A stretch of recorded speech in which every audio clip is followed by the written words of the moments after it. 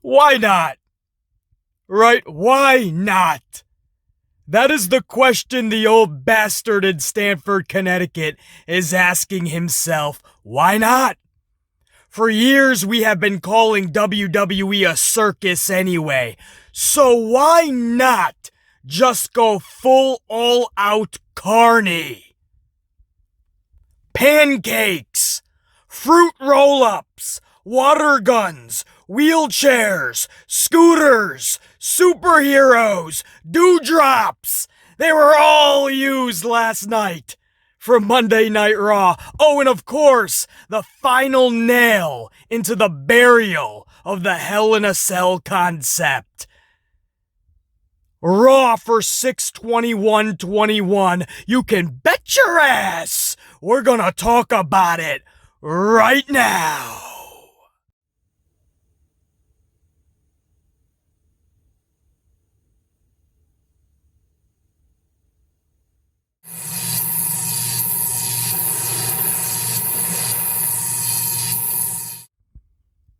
Now, I know many of you are like BC and you tune in every single Monday night for Raw out of habit and hope. We know how bad the product is and how bad it has been for years, but we still tune in every Monday night out of habit and hope. Habit because if you're like BC, you've been watching since you were a damn kid. And hope, hoping that one night you will tune in and this company will actually get their shit together and have their house in order. Of course, that never happens, and we usually watch Raw in two different states at the same time. Confused and frustrated. And when Raw goes off the air, you truly don't know what you just did for the last 3 hours, how you spent your time, how you wasted your time. And if somebody comes across you and says, "How do you watch this garbage?"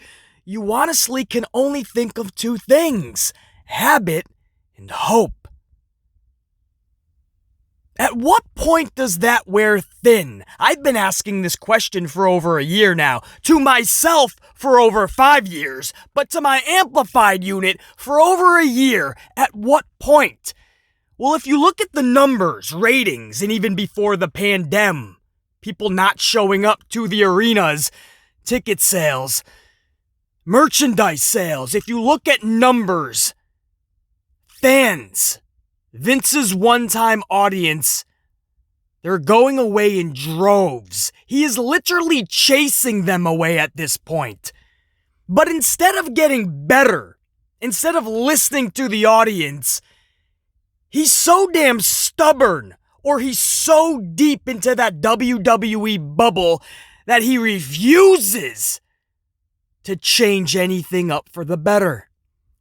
He not only stays course, but he keeps going farther and farther off track until you get a show like we got last night. Literally, it is not WWE anymore. It is a circus. And you say, well, BC, that's what WWE has always been, man. It's a circus. Or BC, the last 10 years, it's better circus. Where have you been? No. This is 100% top to bottom, start to finish, beginning to end circus.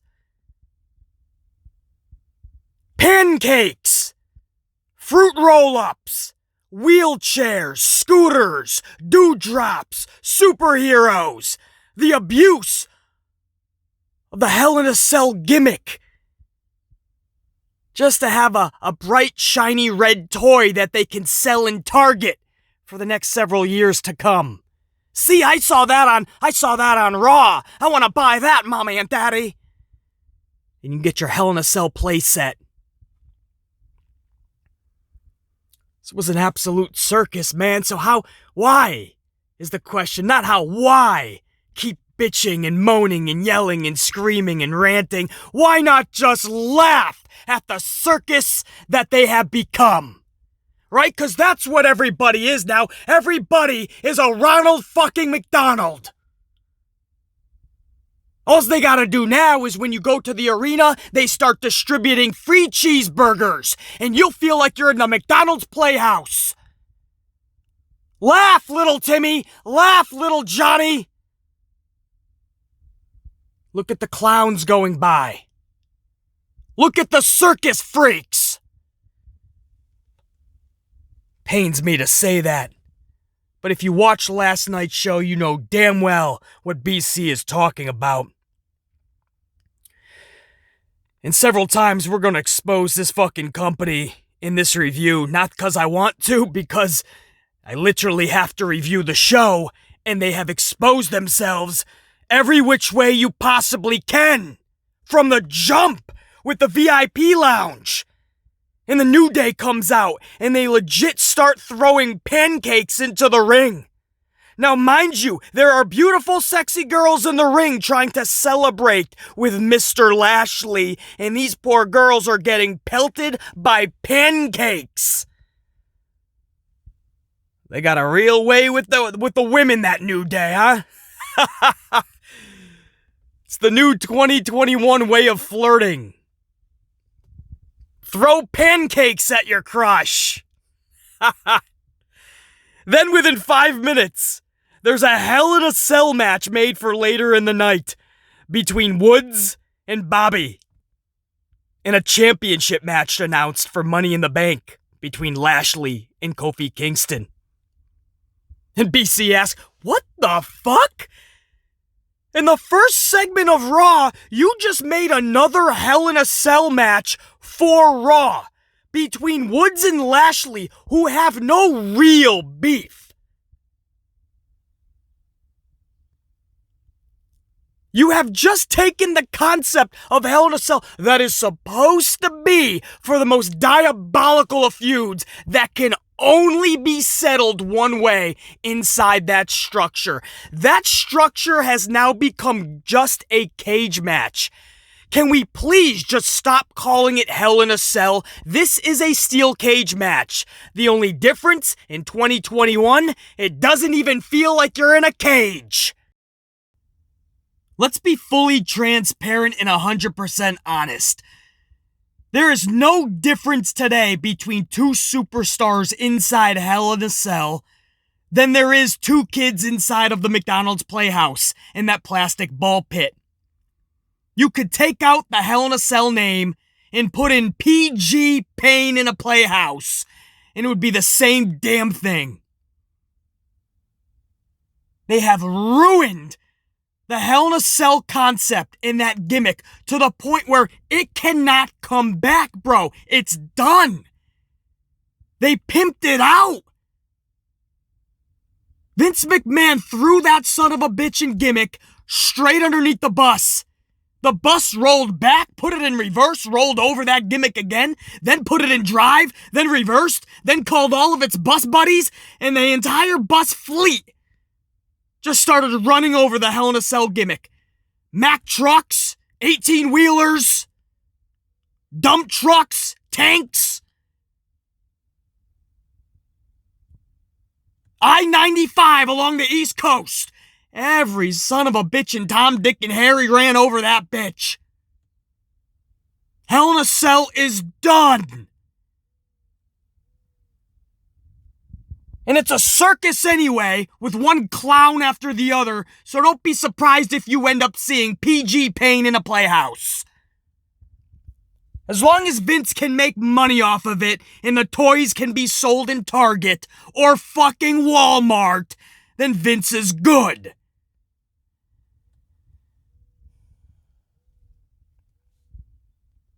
This is about making Vince McMahon squeezing out any penny he can, even if the product is not going to be able to squeeze out any pennies in 5 years. He's trying to get it all in now.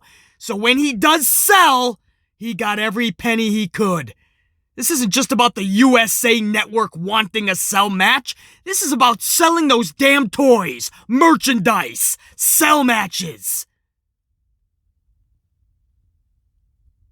Pump out the concept of Hell in a Cell. Money in the Bank. He is going to pimp the name Money in the Bank left and right.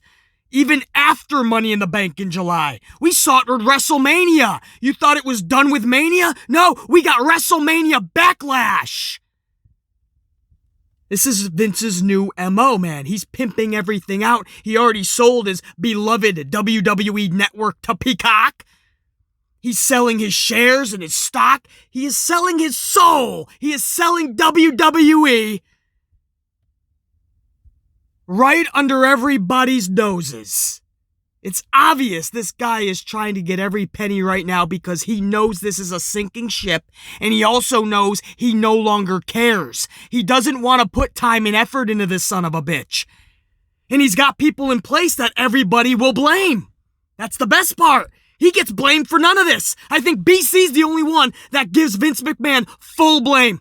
Everybody else in this community, you will see them blaming everybody else. The marketing team, the strategists, Kevin Dunn, who's in fucking production, Bruce Pritchard, supposed head of creative, when we all know from the superstars themselves, Vince calls everything. From top to bottom, it is all McMahon. 617 writers. Do Nothing Deborah, the receptionist in WWE Stanford headquarters. Everybody will blame everybody. BC is the only one in this community. And I promise you I will always do this. I will always blame the dude who's responsible, and his name is Vincent Kennedy McMahon. You will never hear me place blame for the woes of the company, for how bad this company is. You will never hear BC blame anybody else. Because I know when something is this bad for this long, you blame the owner, not his employees. You blame the employees from the jump. If that doesn't work, you blame the managers. When all else fails and it continues to not change and get worse, you blame the fucking owner.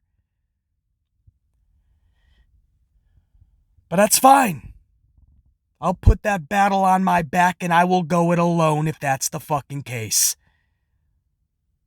Everybody else wants to play smart. Everybody wants to make pretend they're really a smart mark, right? And they're going to learn names in the company and they're going to blame everyone else. And then there's BC, man, the lone warrior. The one-man savage.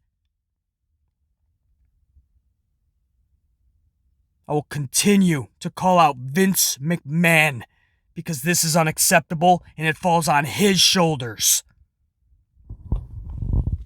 Hell in a Cell match just called out of nowhere for Monday Night Raw. How the fuck you do that, dog? How you gonna do the Hell in a Cell match concept gimmick that dirty? As if you didn't abuse that privilege on Friday night and twice on Sunday night. At least Belair and Bailey did the deed. But you ended the night, dog, with a fruit roll-up on Sunday night. That's how you ended your Cell match. And 24 hours later, you just got Xavier Woods just declaring a cage match with Lashley. The only problem is it's under the Hell in a Cell moniker. So you damaged the image, you lowered the prestige, you devalued that son of a bitch tenfold to the point where there is no return for Hell in a Cell. Woods and Lashley now belong in a cell? Rey Mysterio and Roman, they declared a Hell in a Cell match 7 nights before the actual match. How does that constitute Hell in a Cell?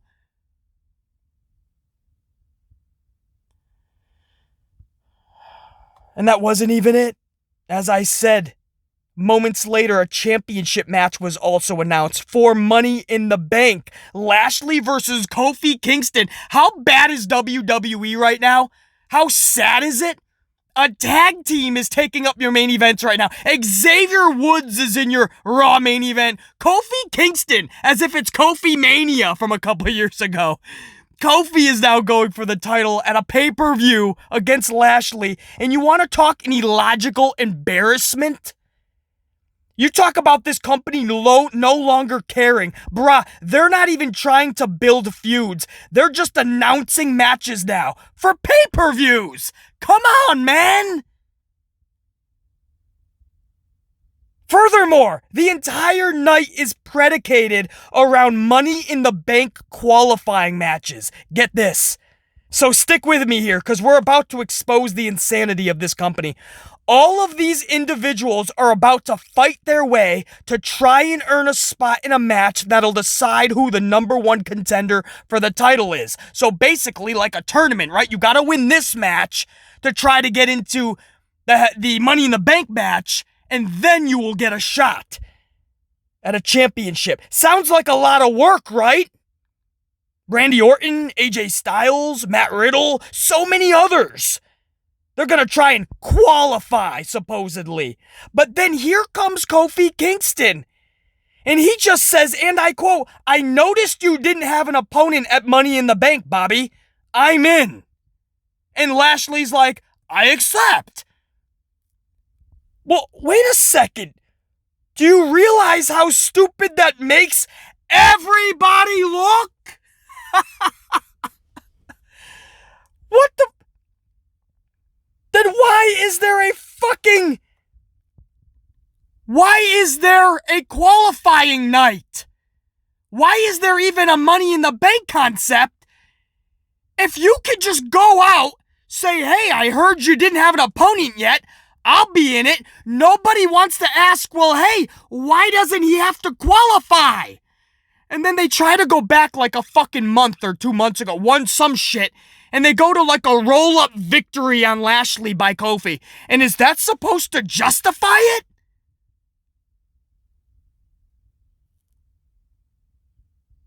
How in the world is that acceptable?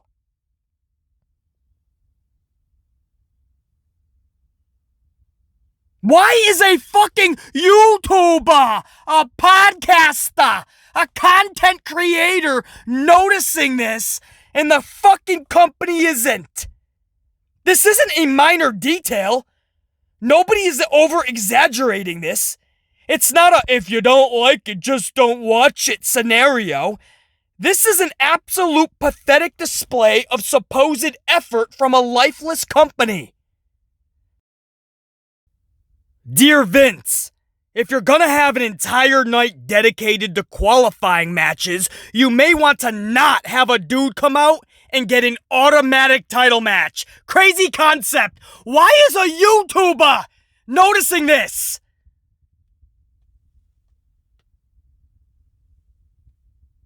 Better yet, why does a podcaster, YouTuber, care more than the fucking owner? You have an entire audience that is willing to suspend their disbelief and enter the wacky world, the most of the time obnoxious world of professional wrestling, and we love it. Alls we ask is you meet us halfway, man. How are you honestly going to be that ridiculous and embarrass the shit out of everybody? You make Orton look like a clown. You make Styles look like a clown. You make Riddle... Well, I like Matt Riddle, but... I mean, his gimmick is pretty much a fucking joke, right? He's just a stone's throw away from fucking R-Truth. That's what Vince has made Matt Riddle. Dude who gets stoned on his scooter. But you make everybody... It's like when Rhea Ripley showed up and everybody was trying to vie for the championship, and Rhea just shows up in front of Asuka and says, "I want a match at WrestleMania for the title." How does that make the entire roster look? You can just show up and ask? Do you guys remember... If you watched pro wrestling for a while, you remember a day when there used to be storylines and there were feuds and title matches were set up in a multitude of badass ways, right? Number one, you actually had a number one contender, somebody who legit was going to go for that title anyway. But even better, they made a feud out of it. There was a story behind it. Now you just have matches being made because there's 12 pay-per-views a year. Add in some special events and you got about 15 of these special events a year. And there's no time to properly prepare. Not with a company that doesn't give a fuck and doesn't want to put in the effort. So there's no time for stories and feuds. So now you just got dudes showing up and asking for matches. And then they try to go back into the B-roll, right? They try to go back into footage back in the day and see if there was any time where something happened between the two, right? There's the story right there. Remember a month ago, 2 months ago, Kofi pinned Bobby Lashley? Yeah, now we want to revisit it. Selective revisiting, right? Whenever we want Vince to remember something, or how many times two people fought in the 900th rematch, Vince doesn't want to go back. No. But he has his team on his command and on his demand. He has his team go find this footage so that it makes sense. Everybody is going to bust their ass for the next several weeks just to try to get a chance at the title. And Kofi's just going to come out, throw pancakes at everybody's dome piece, and get a title match. You thought BC was not going to harp on that? You got the fans that sit back and are okay with it, and they look and they still click on vids like BC Amplified. They still love coming to these channels because they know A, I'm wildly entertaining, and B, I'm wildly knowledgeable. Wildly.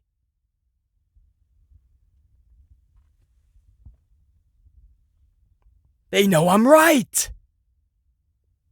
And they try to tell themselves, nah, BC takes it too far. This is good. I don't see a problem with it. It's hard to book pro wrestling. I'm okay with it. Of course you're okay with it. Of course you are. That's what separates people in the world. Mediocre and the very best. And every morning you wake up, you gotta decide, are you mediocre? Are you average? Or are you the fucking best, dog? Are you on another level? And you decide, either you make that decision upright, or the actions that you take throughout the day decides for you. I'm not surprised people are okay with this. Not at all. I'm not even gonna trash them anymore. This is their cup of coffee. That's awesome. Clearly this isn't the channel for you, but I'm so damn good at what I do, you can't help but click. BC is more entertaining than the E. This is the fucking truth. I've come to accept that fact, and I couldn't stand it for a long time. I couldn't stand the fact. When people told me, BC, man, I'd rather watch you than the product, I took the compliment with a smile, but I couldn't help but think, damn, that's sad though, that I'm more entertaining than the fucking product. And now I've just come to accept it. Because I totally see where everybody's coming from. I would totally read, even these audio format only, sheer podcast style video uploads. Just listening to this review is more entertaining than anything that 3 hours can produce. And honestly, I yearn for the day where that's not the case. And that BC takes a back seat to WWE. Alright, moving on. We spent a good amount of time on that rant, didn't we? I had to unload, man, because every once in a while, the show is so embarrassingly ridiculous. I mean, it usually is, but every once in a while, a little more than usual. So you just have to lay into it just a little bit more than usual. So thanks for allowing me to do such. AJ Styles versus Ricochet was your first match of the night. This was a Money in the Bank qualifying match. Ricochet defeats AJ Styles. Half of me is glad to see Rico get a W on live TV. The other half of me is dumbfounded at how irrelevant AJ Styles has been since Mania last year against The Undertaker. And Styles has been in weird matches with Elias, multiple matches when both were heels. Then we see AJ Styles off TV for several weeks. Then he's in a weird tag team with Omos. Very odd, man. And you're going to notice a theme. A lot of what is considered upset victories last night. Ricochet wasn't the only one.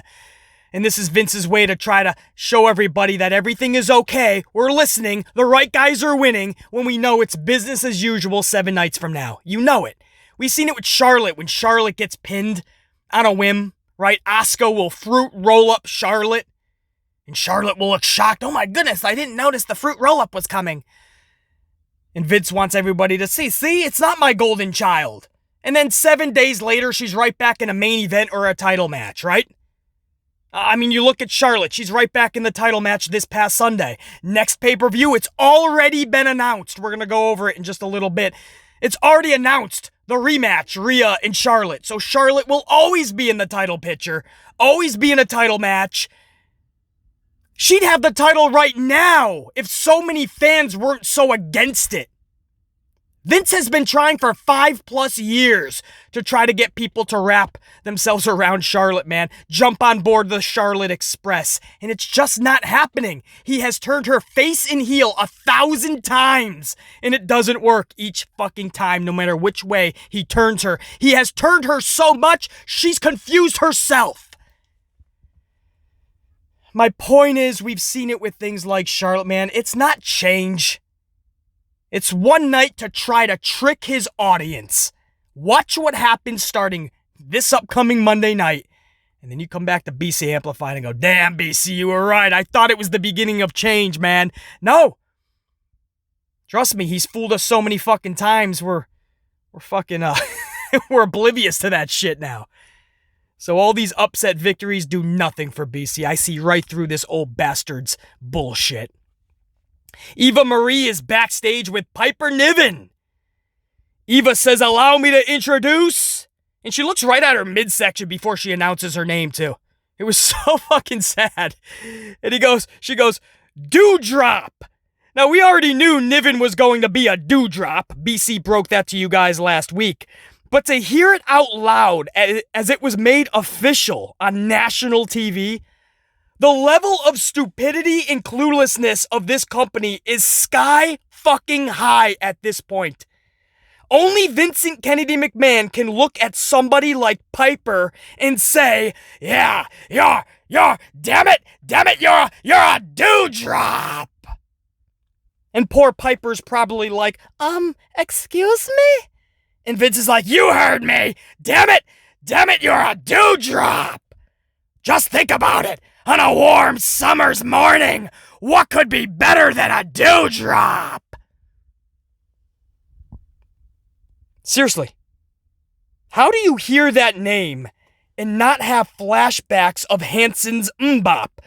Doo-bop, doop-a-dee-doo-drop. I do it all for the Dewdrop, doop-a-doop-a-doop-a-doop-doo. Dewdrop. Seriously, it's bad flashbacks of Mbop.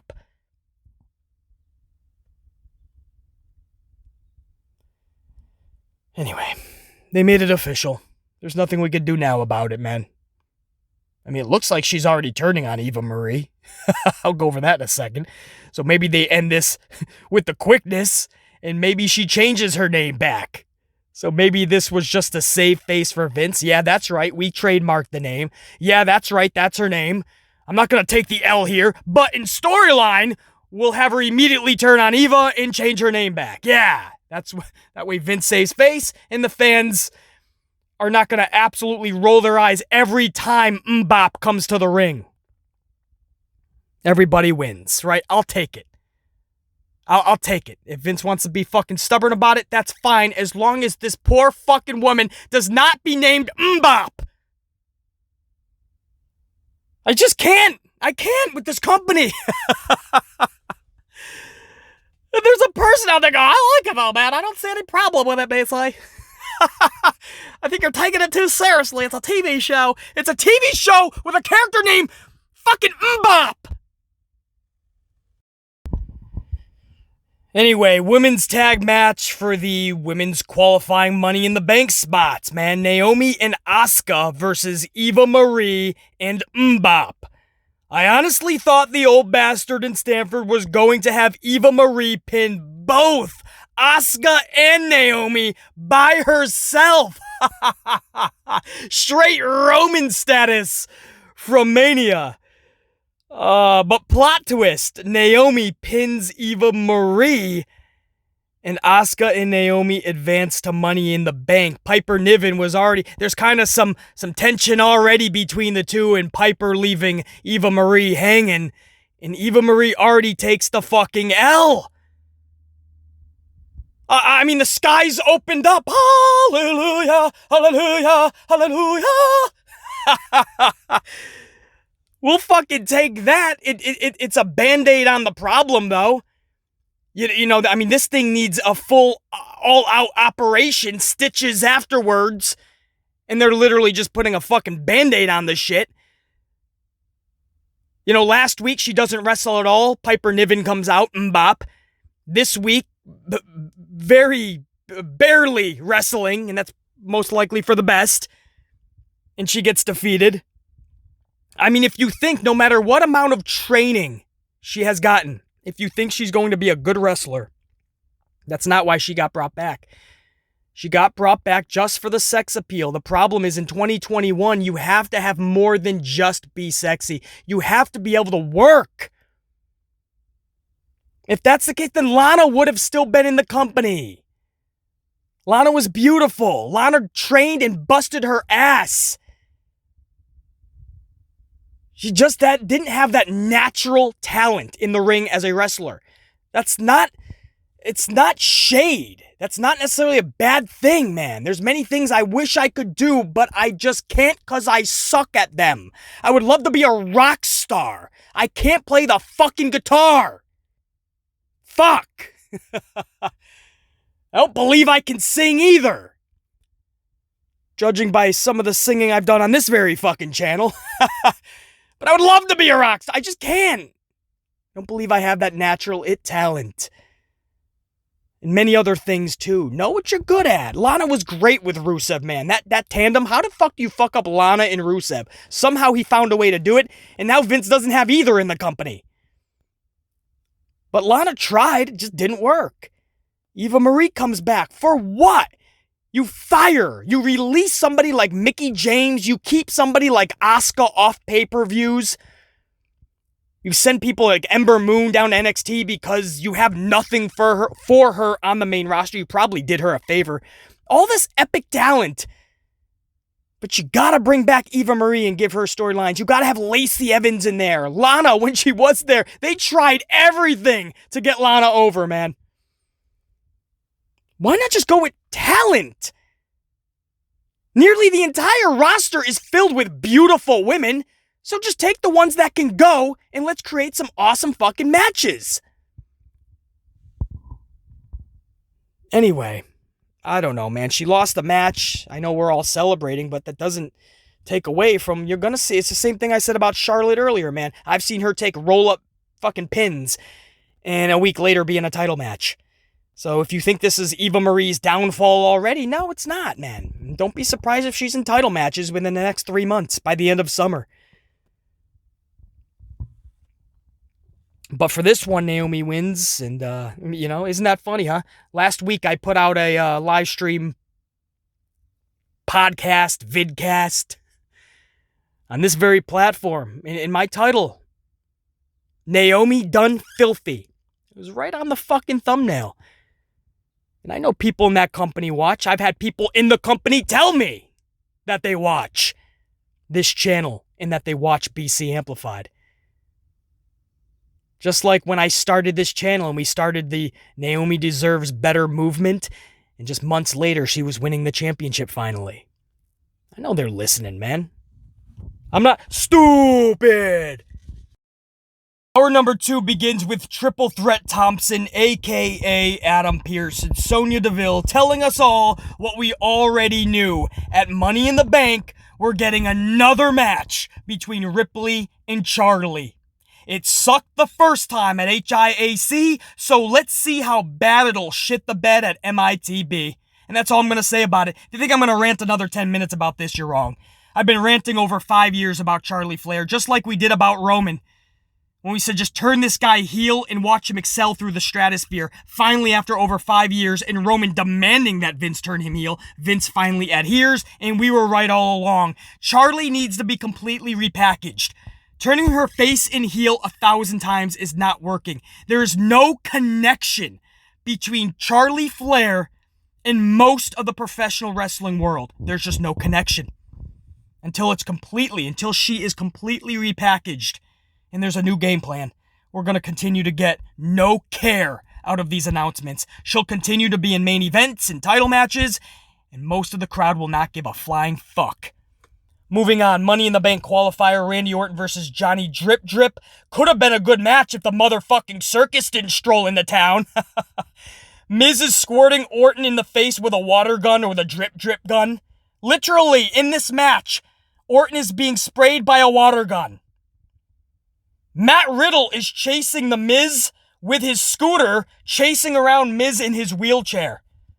Just visualize that. I'll try to get that into my thumbnail if I can get a visualization. I can fucking speak. Another swig of coffee. Visualize that. There you go. Scooter McGee chasing around Wheelchair Willie. In the rate of speed that Riddle was going. I mean, you could equate that to a 110-year-old on I-95. A 110-year-old on the highway. Where the limit is 70. And this dude going 16. Miz cannot go at all at any rate of speed in that wheelchair. So Scooter McGee is like putting behind. It's just, what are you doing? What are we doing? Water gun scooters, wheelchairs? How the fuck are you getting into an Orton drip drip match? I'm having flashbacks of an hour earlier when Xavier was throwing pancakes at everybody. I mean, it is just an all-out circus in this match. Then via Starship, Johnny Drip Drip defeats Orton 1, 2, 3. Another one of these upsets that I was talking about earlier. Ricochet got one. Drip Drip got one. I think there was another one later in the night as well. It's clear what they're going for here at Money in the Bank. Dudes that can have a good ladder match. Hey, what a fucking concept, Captain Fuckstick. But again, I wouldn't put it past Vince to screw this up. There was a backstage segment where a bunch of dudes were talking about trying to get in the match. And Sonya and Triple Threat Thompson, Adam Pearce is like, well, it's official. Nothing we could do, sorry. And then modern day Maharaja, Jinder Mahal, was like, well, if one of them gets taken out, please consider me. And then Cedric Alexander is like, yeah, that's a good idea. So even though you got some of these upsets, and even though it could be a good ladder match with people like Ricochet in there and Drip Drip and others that can actually go in a ladder match, don't be too shocked. Because BC is telling you right now, man, to be prepared for this. Don't be too shocked if Vince McMahon has somebody taken out and like Jinder Mahal gets in there. Or something like that. And I actually like Jinder Mahal too. I'm one of the very few in the industry that actually really likes Jinder Mahal. But I know where he should be placed. And it's not in a ladder match. And there's no way he should be in Money in the Bank. Stop that. Not in the ladder match anyway. So, just putting it out there, man. There was a backstage segment where one or two of these dudes could be taken out and replaced with maybe people that are not so hot in a ladder match. Next is another tag match for the women's Money in the Bank. This is Nia, she injures most girls, Jax, and Shayna Baszler versus Alexa Bliss. And, well, Supercross. No, nothing to do with motorcycles or fucking bikes. No. This is Nikki Cross. That's right, Cross cuts a backstage interview, and she's dressed like the Blue Blazer, with a touch of Molly Holly and a hint of Hurricane Helms. Stand back! There's a Supercross coming through! She goes into left field with a hockey stick and starts talking about how she's a superhero now, and this is the real her. And after Raw went off the air, she reiterated in an interview, she said, I know I can't fly. I know I'm not a real superhero, But something about when I put this outfit on, I feel like I can do anything and be anybody. Are you kidding me? Are you serious? This is what they came up with for Nikki Cross, man. We're gonna have Super Cross now, and she's just Molly Holly and Hurricane Helms' baby. If they were to get together and have offspring, you now have Super Cross. Oh fucking joy! I really can't wait for SummerSlam now. I can just see Vince's vision. Let's have Supercross versus Dewdrop. This company is off the rails. Back to this match. Supercross defeats Baszler, obviously. Did you really think Shayna was going to win a match? Never! Not in Vince's company. If Shayna is in the match, Shayna's taking the L. And you know how Shayna Baszler takes most of her L's. She doesn't just lose here, she was beat by the awe-inspiring, ultra-devastating Fruit Roll-Up! That's right, the Fruit Roll-Up. We saw a couple of them on Sunday night. Supposed to be a pay-per-view, right, Sunday night? And 2 of the 6 matches, 1/3, was decided by the Fruit Roll-Up. In fact, the night ended. The main event of a match called Hell in a Cell ended with a Fruit Roll-Up finish.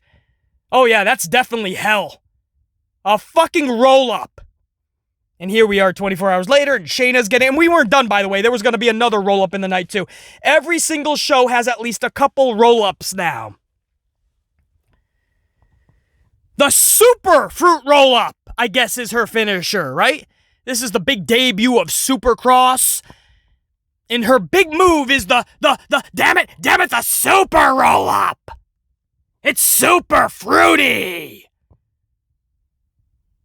And she's doing I mean, it's a parody, right? I mean, it's comical at this point. If everybody's playing the role of a clown, let's make everybody laugh. We're all fucking laughing at how atrocious we're getting one roll-up finish after another in pro wrestling. So why not make it a mockery at this point? Let's make it a super roll-up.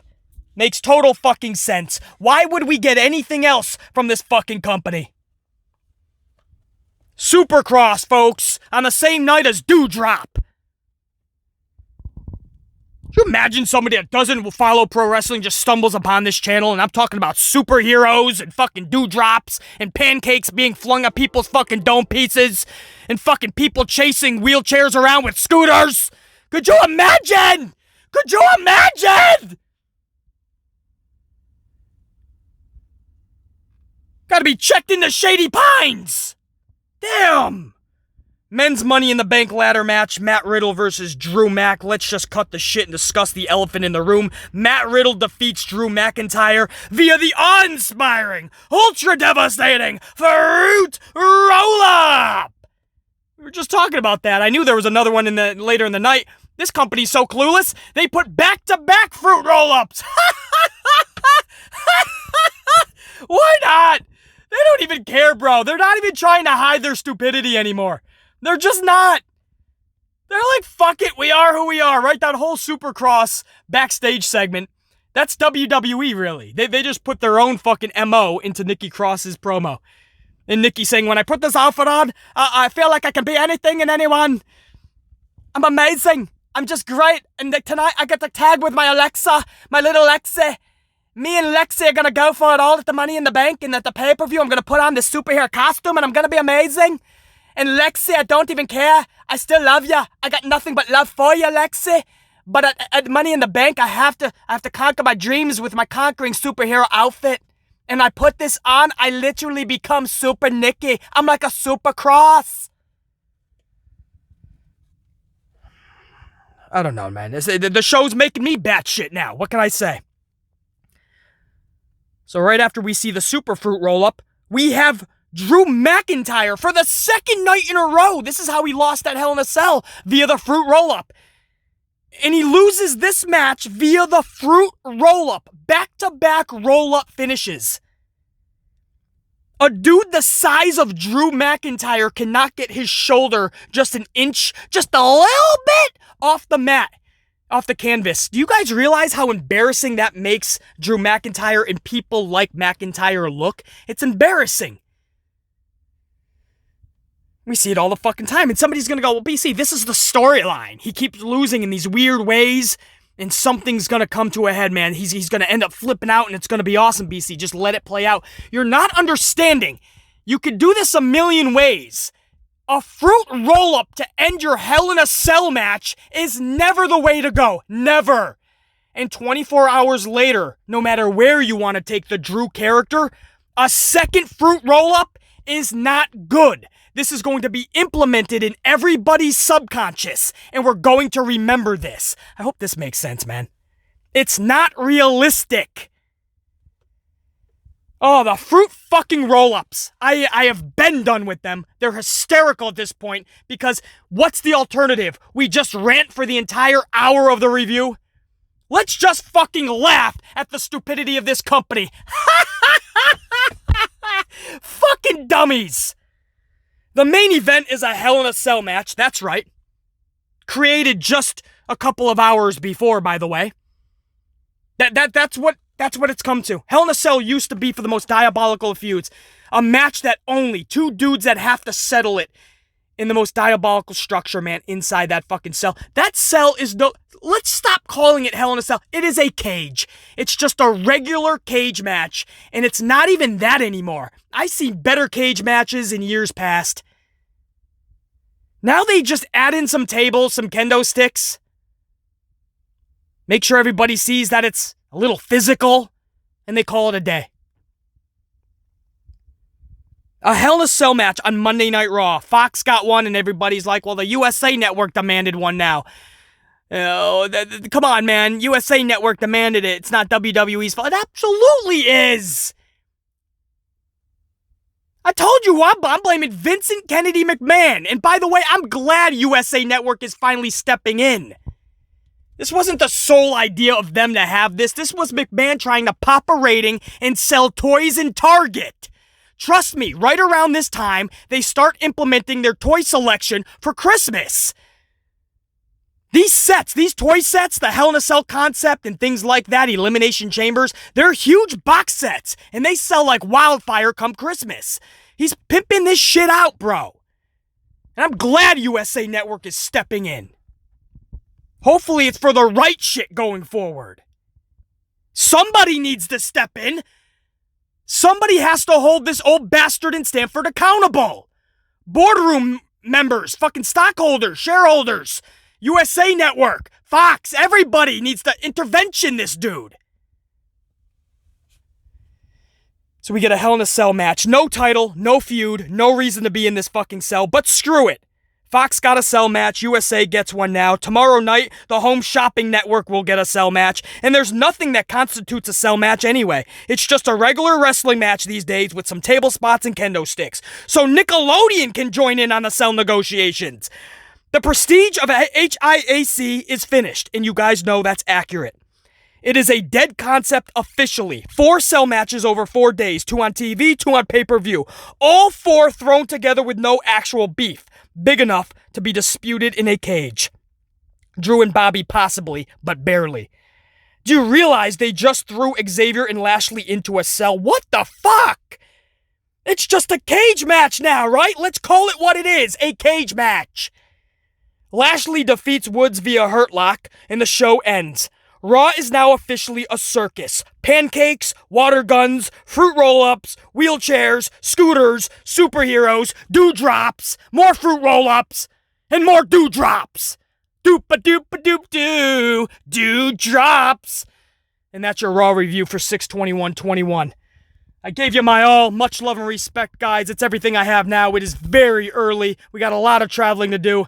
I pounded a coffee. We shot the shit. Hopefully you guys give me your all and pump up those likes, man. Smash that up. I appreciate it. And we'll do this again very soon with some impromptu videos later in the week. Until then, think, be, live, amplified. Smash those coffees, whoop that ass, and stay amped. Check you later.